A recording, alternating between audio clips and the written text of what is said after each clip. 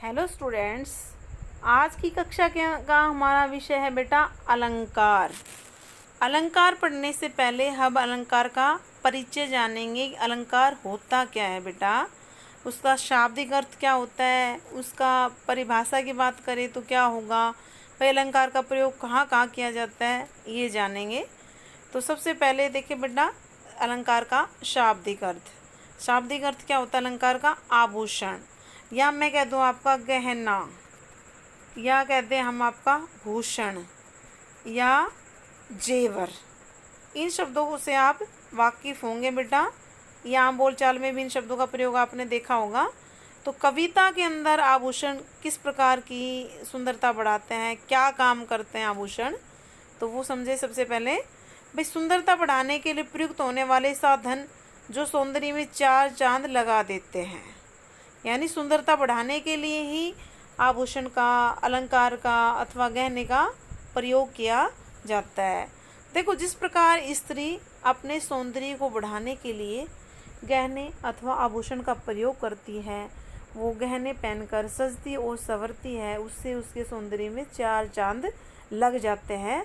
उन गहनों के प्रयोग से वो और भी ज़्यादा सुंदर लगती है। उसी प्रकार कविगण, कविता रूपी जो कामिनी, कामिनी यानी सुंदर स्त्री। अब यहाँ पर कविता है और कविगण कविता लिखता है, यानी कोई भी कवि अगर कविता लिखता है तो कविता को यहाँ पर कामिनी स्त्री का रूप बता दिया गया है। यानी कविगण कविता रूपी कामिनी की शोभा बढ़ाने हेतु अलंकार नामक साधन का प्रयोग करता है। यानी कवि अपनी कविता को सुंदर बनाने के लिए जिन अलंकारों का प्रयोग, जिन तत्वों का प्रयोग करता है, उसी को हम अलंकार कहते हैं। जिस प्रकार देखो स्त्री अपनी सुंदरता बढ़ाने के लिए गहने पहनती है और उससे उसकी सुंदरता बढ़ जाती है, उसी प्रकार कवि कविता को सुंदर बनाने के लिए उसमें अलंकारों का प्रयोग करता है। इससे वो कविता का जो है सुंदरता बढ़ जाती है, उसका सौंदर्य बढ़ जाता है। इसलिए कहा भी गया है अलंकरोति इति अलंकार, यानी जो अलंकार जो उसको बढ़ाता है, उसकी सुंदरता को बढ़ाता है, अलंकार उसी को कहा जाता है। किसी व्यक्ति की कह सकते हैं कविता के अंदर, हम कविता की जिसके अंदर वो जिन गुण धर्मों का कवि प्रयोग करता है, फिर वो शाब्दिक दृष्टि से हो सकता है बेटा या अर्थ की दृष्टि से, वो किस प्रकार की अलंकार का वो प्रयोग कर रहा है कविता के अंदर, जिससे उसकी कविता का सौंदर्य बढ़ गया है, वो उसके प्रयोग के ऊपर निर्भर करता है, वो किस प्रकार का सौंदर्य उसका बढ़ा रहा है।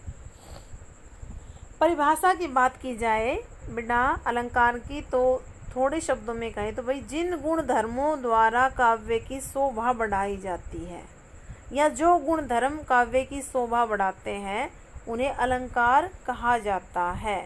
गुण धर्म कहें या तत्व कहें बेटा, जिन तत्वों से कविता की सुंदरता बढ़ती है, काव्य यानी कविता, उन्हीं ही हम अलंकार कहते हैं। वे गुण धर्म या वे तत्व ही अलंकार कहलाते हैं। ये आपकी परिभाषा हो गई।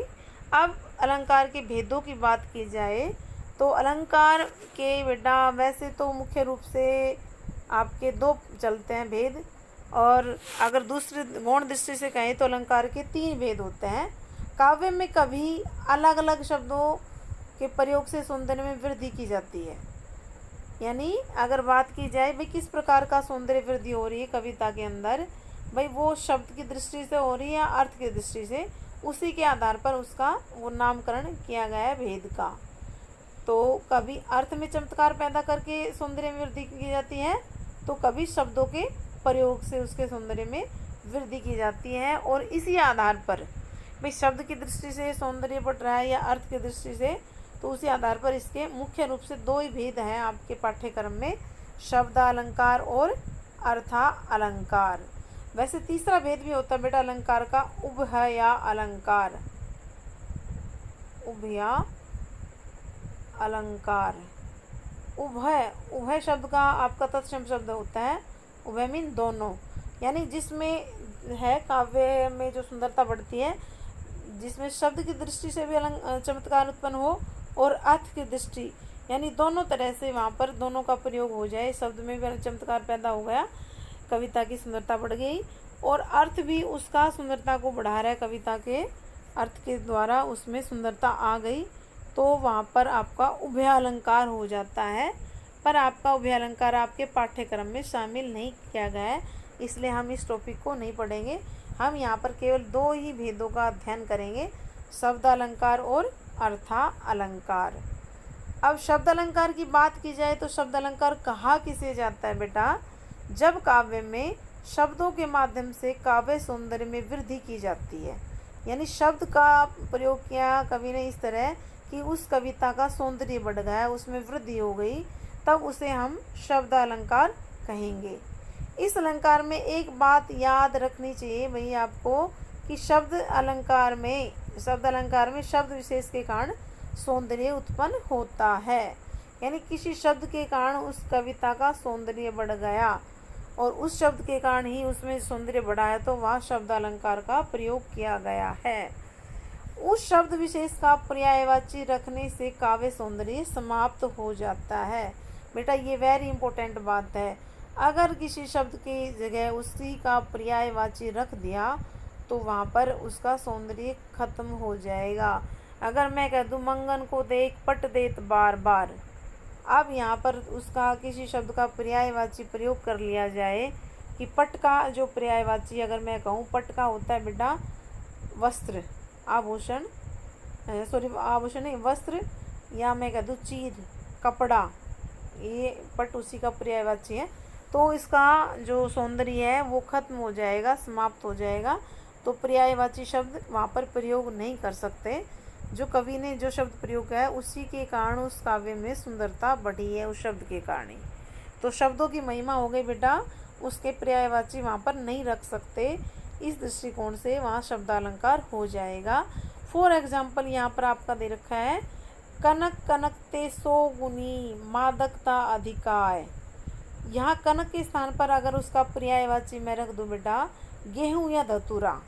देखो कनक कनक यहाँ पर तो आपका यमक अलंकार है, दोनों कनक का अलग अलग अर्थ है।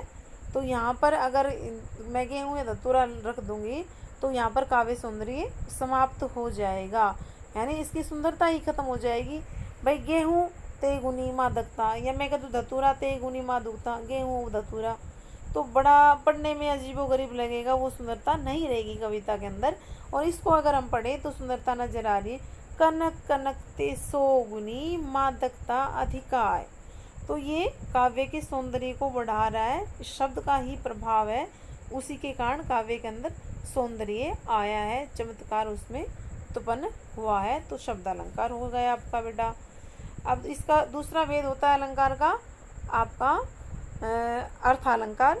तो सबसे पहले हम शब्द अलंकार के भेद पढ़ लेते हैं। शब्द अलंकार के भेद कितने आपके पाठ्यक्रम के अंदर? 3। कौन कौन से हैं बेटा? अनुप्रास अलंकार, दूसरा भेद है यमक अलंकार, और तीसरा भेद है बेटा ये श्लेष अलंकार। ये टाइपिंग में हो रहा है आपका श्लेष में, ये शायद चलता आपका ताल्य विषय ही है ये बेटा आपका। कभी आप ये सोचे ये क्या लिख दिया मैम ने। तो ये आपके 3 भेद है शब्द अलंकार के आपके पाठ्यक्रम में, तो इनका अध्ययन करेंगे। तो देखिए बेटा अगला जो हम पढ़ रहे हैं, सबसे पहला भेद है अनुप्रास अलंकार। अनुप्रास अलंकार, देखो अनुप्रास शब्द का अगर हम शाब्दिक अर्थ करें तो उसमें आपका 2 शब्दों से मिलकर बन रहा है अनुप्रास, अनु और प्रास। अनु यानी बार बार, और प्रास मीन वर्ण, यानी वर्ण जहाँ पर बार बार आए, उसका रिपीटेशन हो, आवृत्ति हो, उसी को हम अनुप्रास कहेंगे। अब इसकी परिभाषा देखी जाए तो क्या होगा? जब काव्य में किसी वर्ण की आवृत्ति 1 से अधिक बार हो, आवृत्ति यानी उसका दोहराव, उसका रिवीजन, उसका रिपीटेशन, उसकी आवृत्ति यानी लगातार उसकी एक ही वर्ण आ रहा है, तो उस कारण, और कोई देखो अर्थात कोई वर्ण 1 से अधिक बार आए। दूसरे शब्दों में क्या दिया, फिर सुने, जब काव्य में किसी वर्ण की आवृत्ति 1 से अधिक बार होती है, अर्थात कोई वर्ण 1 से अधिक बार आता है, तो उसे हम अनुप्रास अलंकार कहते हैं। एक वर्ण अधिक बार आया और लगातार आया बेटा, तो उसके कारण कविता के अंदर सौंदर्य बढ़ गया और वहाँ पर अनुप्रास अलंकार का प्रयोग हुआ है। तो एग्जाम्पल देखें यहाँ पर अनुप्रास अलंकार के, तरुणी तनुजा तट तमाल तरवर बहु छाए।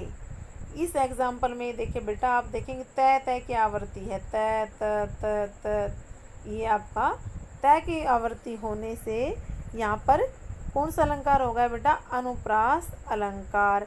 ऐसे हम कहते हैं आपका भाई, चंदू के चाचा ने चंदू की चाची को चांदनी चौक पे चटनी चटाई। तो वहाँ पर क्या हो रहा है आपका? च का प्रयोग बार बार होने से चंदू के चाचा ने चंदू की चाची को च का प्रयोग होने से अनुप्रास अलंकार हो गया। इसी प्रकार हम एग्जाम्पल और देते भाई, दादा ने दादी को दादरी से दाद की दवाई दिलवाई। तो वहाँ पर द की आवृत्ति होने से वहाँ पर भी अनुप्रास अलंकार का सुंदर प्रयोग हो गया। तो यहाँ पर अनुप्रास अलंकार का प्रयोग होने से, सुंदरता बढ़ने से शब्द अलंकार है बेटा। उस द की आवृत्ति है, चाहे च की आवृत्ति हुई, चाहे तय की, किसी भी वर्ण की हो सकती है। उसके कारण कविता में चमत्कार उत्पन्न हुआ और वहाँ पर अनुप्रास अलंकार हमें देखने को मिला। अब इसके अन्य उदाहरण की बात की जाए अलंकार बेटा, भेतो अनुप्रास आपका इसके एग्जाम्पल तो बहुत सारे हैं, पर यहाँ पर कुछ ही एग्जाम्पल हम करेंगे। देखिए पहला एग्जाम्पल है यहाँ पर, रघुपति राघव राजा राम। यहाँ पर रघुपति र की आवृत्ति है, पतित पावन, यहाँ पर प की आवृत्ति हो गई। तो यहाँ पर कौन सा अलंकार हो गया? आपका अनुप्रास। उसी प्रकार अगला उदाहरण देखिए बेटा, चारू चंद्र की चंचल किरणें खेल रही है जल थल में, च यहाँ पर इसकी आवृत्ति होने से अनुप्रास अलंकार है।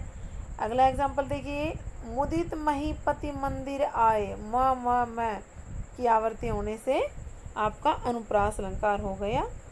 नेक्स्ट एग्जाम्पल देखिए आप, मैया मोरी मैं नहीं माखन खायो, म और मैं की आवृत्ति होने से यहाँ पर अनुप्रास अलंकार की सुंदरता बढ़ गई। नेक्स्ट एग्जाम्पल देखिए आप बेटा, सठ सठ, एक मिनट बेटा, सठ सठ सुधरी संत सत्संगति पाई। यहाँ पर आपका स की आवृत्ति होने से अनुप्रास अलंकार की छटा देखने को मिल रही है। नेक्स्ट एग्जाम्पल आपकी कविता से उठा रखा है, सवई से कालिंदी कूल कदम की डारन, क की आवृत्ति होने से यहाँ पर अनुप्रास अलंकार की छटा है। अनुप्रास अलंकार का सौंदर्य यहाँ पर नजर आ रहा है इन काव्य पंक्तियों में। तो ये आपका अनुप्रास अलंकार यहाँ पर क्लियर बेटा। नेक्स्ट देखिए आप, यमक अलंकार। देखो यमक शब्द का अर्थ अगर करें, शाब्दिक अर्थ, तो यमक का मीनिंग होता है बेटा जोड़ा, यानी काव्य में एक शब्द एक से अधिक बार आता है और हर बार उसका अलग अलग अर्थ आता है। देखिए कोई शब्द एक से अधिक बार आएगा, ज़्यादा बार यानी एक बार नहीं, अधिक बार आएगा, 2 बार भी आ जाए, 3 बार भी आ जाए, और उनके अर्थ अलग अलग होंगे, यानी शब्द एक है पर उनके अर्थ अलग अलग हो गए। तो वहाँ पर आपका यमक अलंकार हो जाएगा। यमक का मीनिंग ही मैंने बताया बेटा, जोड़ा। जोड़ा यानी एक शब्द 2 जोड़े में प्रयोग हो गया पर उसका अर्थ अलग अलग है। जैसे पीछे हमने एग्जाम्पल किया था, कनक कनकते 100 गुना, वहाँ एक कनक का अर्थ था गेहूँ, तो दूसरे का धतूरा। तो यहाँ पर आपका जोड़ा तो प्रयोग कर लिया, पर 2 से अधिक बार भी कई बार एक प्रयोग हो जाता है एक ही शब्द का, और हर बार उसका अर्थ अलग होने से वहाँ पर अनुप्रास अलंकार की छटा देखने को हमें मिलती है। यहाँ पर एग्जाम्पल देखिए बेटा, 3 बेर खाती थी, वे 3 बेर खाती है। अब यहाँ पर बेर शब्द जो प्रयोग हुआ वह 2 बार प्रयोग हो रहा है, पर इन दोनों जगह इसका अर्थ अलग अलग है। देखो बेर शब्द का अगर अर्थ की बात की जाए तो एक का अर्थ हो गया समय और दूसरे का हो गया फल, ठीक है। तो यहाँ पर 3 बेर खाती थी, यानी वो 3 बार खाती थी, दिन का भोजन करती थी, वो 3 बार करती थी, 3 बार खाती थी, और तीनों बार क्या खाती थी? वो 3 बेर खाती थी, यानी एक खाद्य जो खाने योग्य फल है, आप भी पता होगा बेर का, वो 3 बार खाती थी और 3 बेर ही खाती थी वो। तो यहाँ पर दोनों बेर का अलग अलग अर्थ होने के कारण समय और फल, इस यहाँ पर शब्द अलंकार यहाँ पर देखने को मिल रहा है। शब्द अलंकार भी कौन सा बेटा? यमक अलंकार। अब आगे एग्जाम्पल देखिए, अन्य उदाहरण इसके, कनक कनकते सो गुनी मादकता अधिकार, या खाए बोराय नर वा पाए पोराय। यहाँ पर भी बेटा ये एग्जाम्पल पीछे भी आया है, यहाँ पर दोनों के अर्थ अलग अलग है।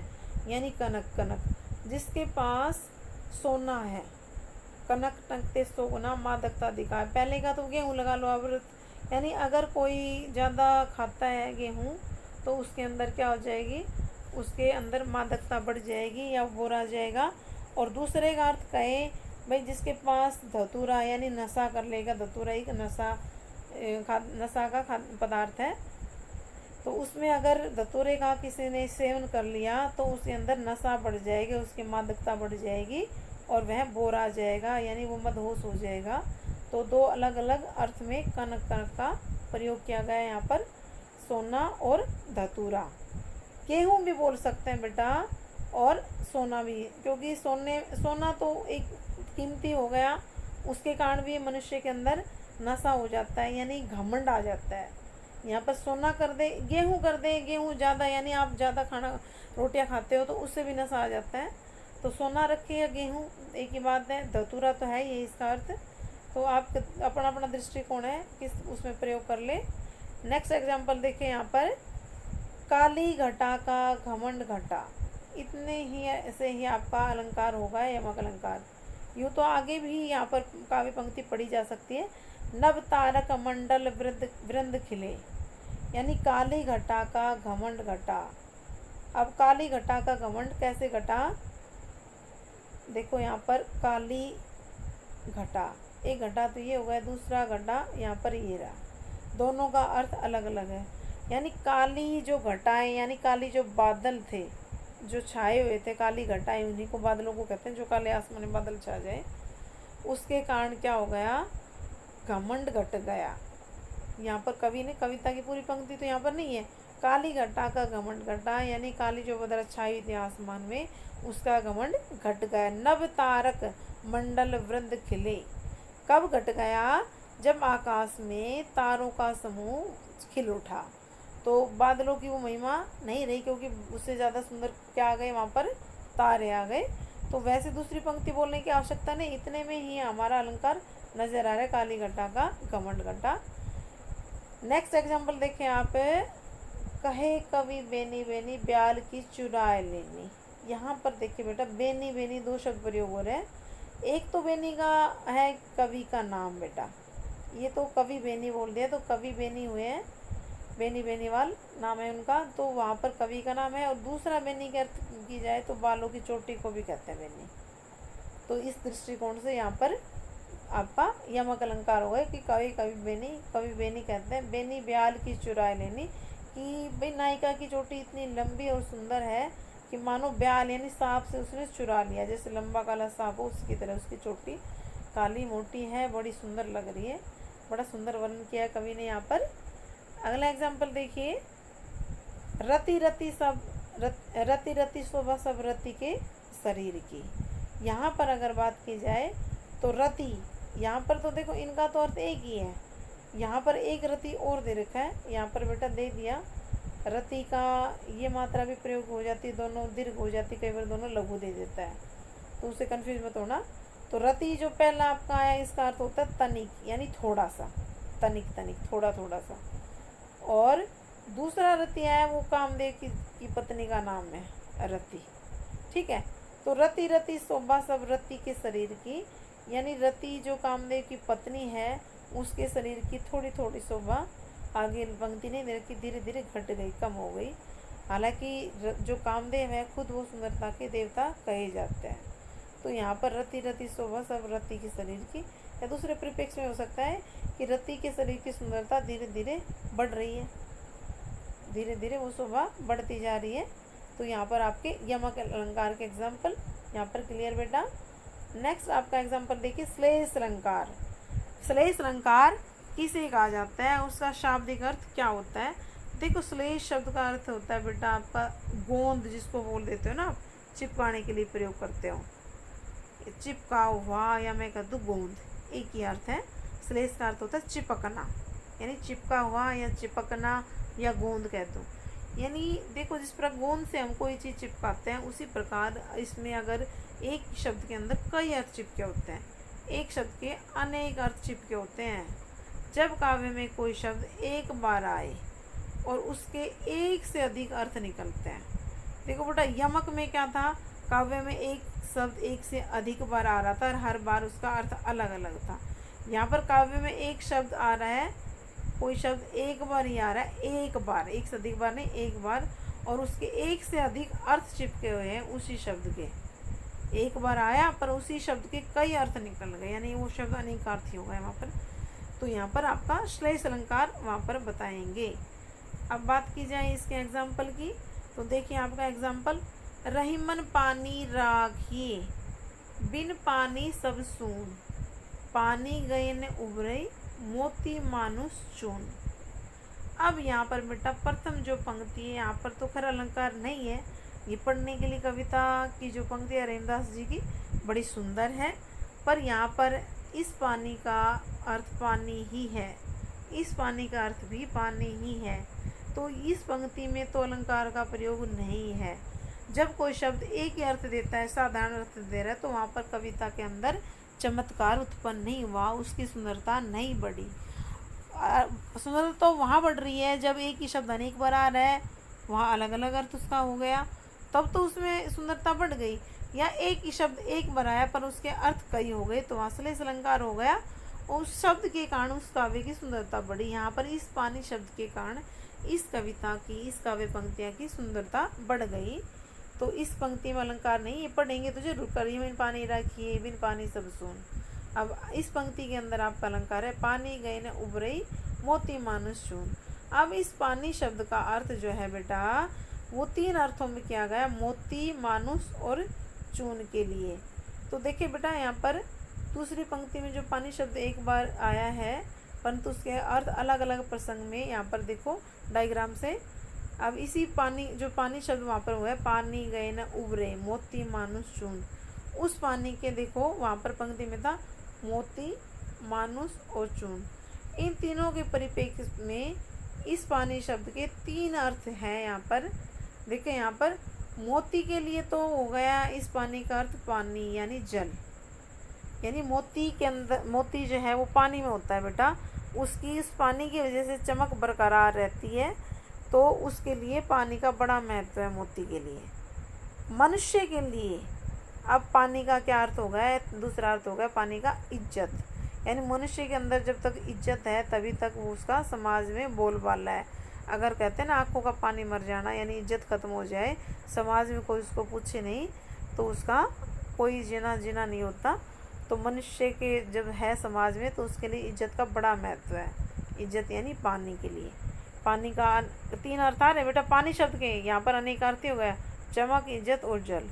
एक तो सीधा ही पानी का अर्थ होगा जल, मोती के लिए, मनुष्य के लिए होगा इज्जत। और आपका चून, आपका लोकल शब्द प्रयोग कर लेते हो आप आटा, पर यहाँ पर आटा नहीं रख सकते, जब कविता की पंक्तियाँ पढ़ेंगे वहाँ पर तो चून शब्द का ही प्रयोग होगा, और उसके परिप्रेक्ष्य में पानी का अर्थ होगा चमक।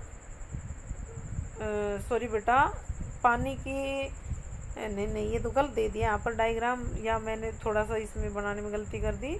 चून के लिए तो आएगा बेटा पानी ही, मोती के लिए आएगा चमक, और मनुष्य के लिए आएगा इज्जत, ऐसे आएगा ये तो मनुष्य की, यानी देखो पानी, मोती की चमक तभी तक है जब तक वो पानी के अंदर है, और यानी उसकी चमक है तभी तक उस मोती का महत्व है। मोती की अगर चमक ही चली जाए तो उसका कोई महत्व नहीं है, घट जाएगा। मनुष्य की अगर इज्जत खत्म हो जाए, समाज में ना रहे, तो मनुष्य का समाज में रहना मुश्किल हो जाता है।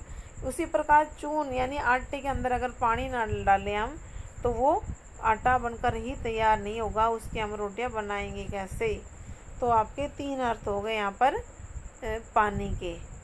तो ये आपका एग्जाम्पल हो गया। अन्य उदाहरण भी हम यहाँ पर देख सकते हैं। मधुवन की छाती को देखो सूखी इसकी कितनी कलियाँ।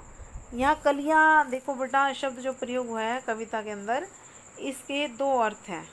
एक तो फूल खिलने से पूर्व की अवस्था के लिए प्रयोग किया गया कि मधुवन की छाती को देखो सूखी इसकी कितनी कलियाँ, यानी खिली नहीं थी, खिलने से पूर्व की अवस्था का नाम ले दिया। और दूसरा अर्थ यहाँ पर प्रयोग हुआ है यौवन आने से पहले की अवस्था, यानी किसी की छाती को देखिए, वहाँ पर आया नहीं, जवान हुआ नहीं, उससे पहले वो मुरझा गया, यानी मृत्यु को प्राप्त हो गया। तो यहाँ पर कलियाँ का 2 अर्थ हो गया, और 2 अर्थ होने से इसी शब्द का यहाँ पर श्लेष अलंकार की छटा सुंदर बन पड़ी है। नेक्स्ट एग्जाम्पल देखें। चरण धरत चिंता करत चितवत चहु और सुवरन को खोजत फिरत कवि व बेचारी चोर। अब यहाँ पर जो 3 शब्द आए, कवि व बेचारी, जो पीछे एग्जाम्पल किया था उसी की बात है बेटा, कि यहाँ पर सुवर्ण के 3 अर्थ हो गए, वहाँ पर पानी के थे। अब ये 3 जो शब्द हैं इन्हीं के परिप्रेक्ष्य में हुआ है। भाई चरण धरत चिंता करत, चरण धरते ही चिंता हो जाती है, चितवत और मन चारों तरफ चला जाता है। सुवर्ण को खोजत फिरत, सुवर्ण का बेटा कवि के लिए होगा सुंदर वर्ण। कवि जो है वो सुंदर वर्णों की, यानी सुंदर शब्दों से ही कविता लिखेगा। कवि सुंदर शब्दों की तलाश में रहता है। तो सुवर्ण को खोजत फिरत, कवि जो है सुंदर वर्णों को खोजता फिरता है अपनी कविता को सुंदर बनाने के लिए। व्यभिचारी यानी जो सुंदर चीज़ें का देखने का लालची है, एक तरह से उसमें ग्रस्त कह सकते हैं। व्यभिचारी व्यक्ति मुँह माया में पड़ जाने वाला, जो सुंदर चीज़ों देखने का शौकीन होता है, उसको व्यभिचारी बोला जाता है। तो व्यभिचारी व्यक्ति सुंदर रंग, सुवर्ण का मतलब कोरे रंग से अभिप्राय है, सुंदर रंग। तो ये इसका दूसरा अर्थ होगा। एक था सुंदर, कवि के लिए था सुंदर वर्ण, वर्ण, और यहाँ पर व्यभिचारी के लिए आएगा सुंदर रंग। और तीसरा आपका शब्द आया चोर, चोर के लिए सुवर्ण होगा सोना। यहाँ पर यानी इस शब्द के 3 अर्थ आ गए, सुंदर वर्ण, सुंदर रंग, यानी चेहरे से अभिप्राय भी कह सकते हो, और चोर के लिए आएगा सुंदर आपका सोना। तो एक ही शब्द के 3 अर्थ होने से यहाँ पर यमक अलंकार की सुंदर छटा बन पड़ी है। तो बेटा इस कक्षा के अंदर आपके हमने शब्द अलंकार पढ़े। नेक्स्ट वीडियो के अंदर हम आपका पढ़ेंगे अर्था अलंकार।